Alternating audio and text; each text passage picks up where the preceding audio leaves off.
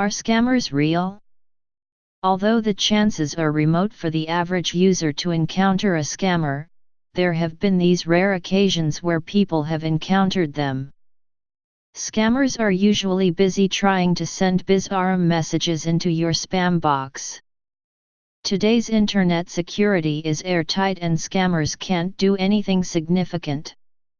They are limited to sending funny messages into people's spam boxes. They often target elderly and vulnerable people without any prior knowledge of using the internet. For the sole purpose of education, this video will cover some of the common activities of these pitiful scammers. Part 1.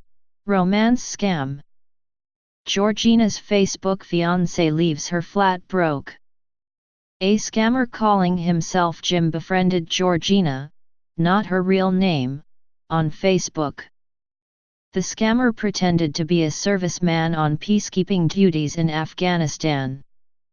He then said he was being posted to Nigeria, but his time in the US military was nearly finished. He sent her pictures which we now know were stolen from someone on the internet. Jim then told Georgina he liked gemstones and wanted to set up a jewelry store when he retired.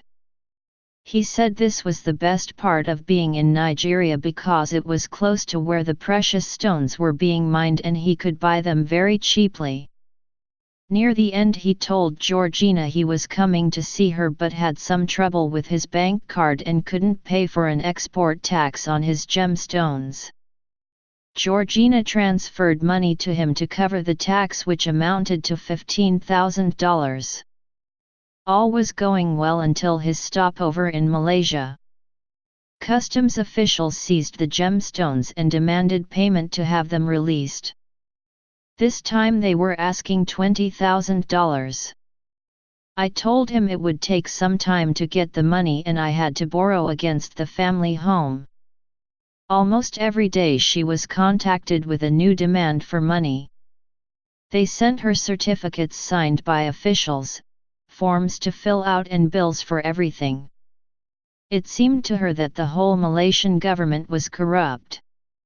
Unsure of what to do, Georgina finally talked to the police. They explained that her experience included the common features of a dating and romance scam. At the end she sent well over $100,000. She can't help feeling in her heart that she let Jim down, but she knows in her head it was all a scam. In this story we learn about scammers picking on an elderly woman who had no prior knowledge of using social media. This is how scammers try to fool vulnerable people, and the results can be disappointing. Part 2. Parcel Scam. Beware of the latest customs scam. South Africa, December 1, 2015.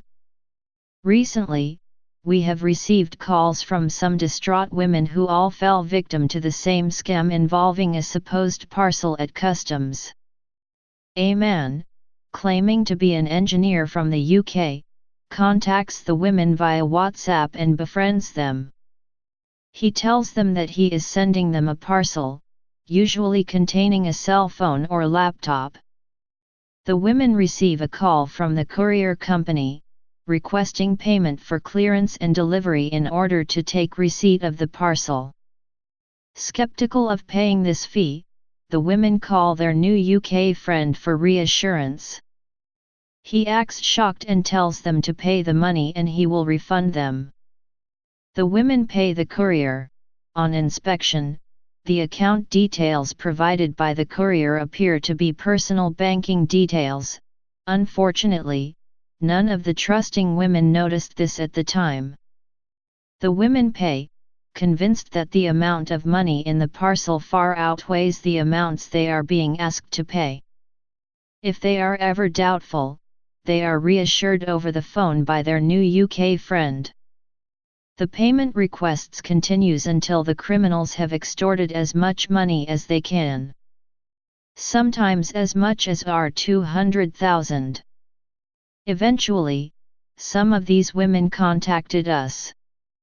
We then had the unenviable task of telling them that they had been the victims of a horrendous, well-thought-out scam.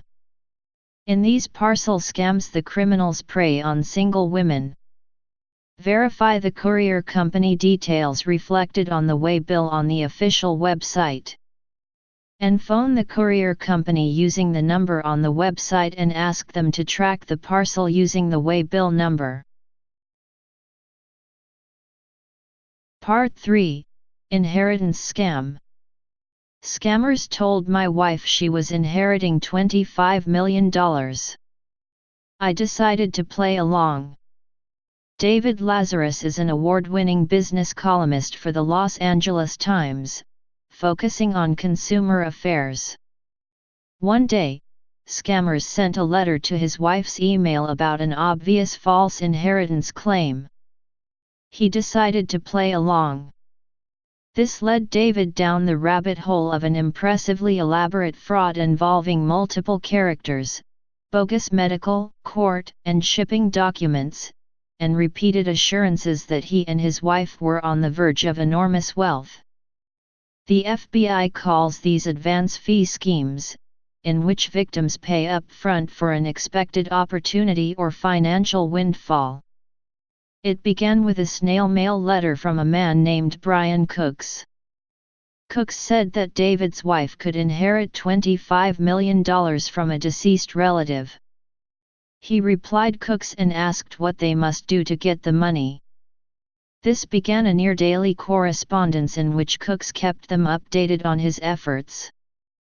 The scammers said that the money could not be wired because it was, in fact, all in cash, literally, $25 million, all in bills, like on a Costco pallet. For tax reasons, the scammers said, it would be best for them to keep things this way and physically move the big pile of currency from England to Los Angeles. Near the end, he received a call from a contractor named Joseph Jackson.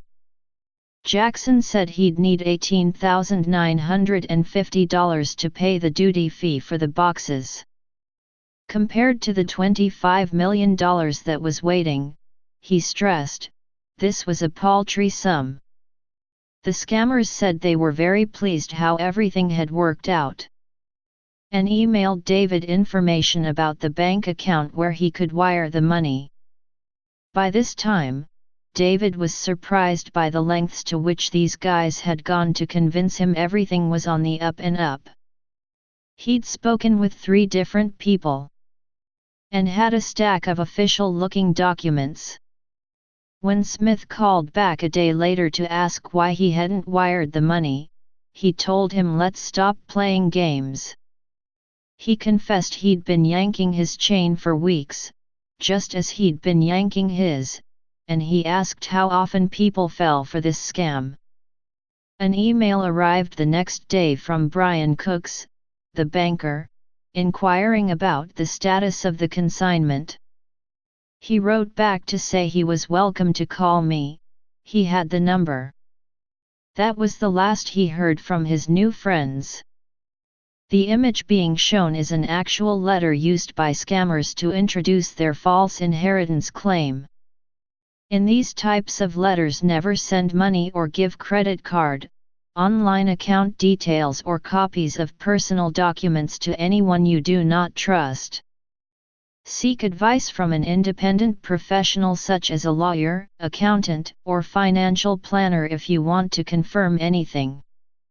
Do an internet search using the names, contact details, or exact wording of the letter or email to check for any references to a scam. Many scams can be identified this way. If you think it's a scam, don't respond. Scammers will use a personal touch to play on your emotions to get what they want. Part 4. Blackmail Scam. There has been a sharp increase in the incidence of emails threatening to expose the recipient to everybody in their contacts list, for viewing pornographic online content unless a fee is paid. These emails, which often contain poor grammar and spelling, are sent randomly and in large numbers, without the knowledge of whether adult material has been viewed or not, but either way, they can result in fear and panic, especially if the recipient has indeed been indulging in what has been claimed. Some of the emails, however, include mention of one of the recipient's passwords, making the threat seem more real. The password will almost certainly have been gleaned through criminal circulation of customer login details that have been stolen in large-scale data breaches. Therefore, it is extremely unlikely that your password has been taken as a result of any kind of malware on your computer or mobile device. Additionally, some blackmail emails have your email address spoofed as the sender address to mislead you into thinking that everybody in your contacts list will be contacted by the blackmailer. Again, this will not be the case, but is done to panic you into paying the ransom. If you receive this type of email, change all your passwords with a unique one for every account. These real-life cases show scammers trying to fool vulnerable people. Remember to have fun while dating online.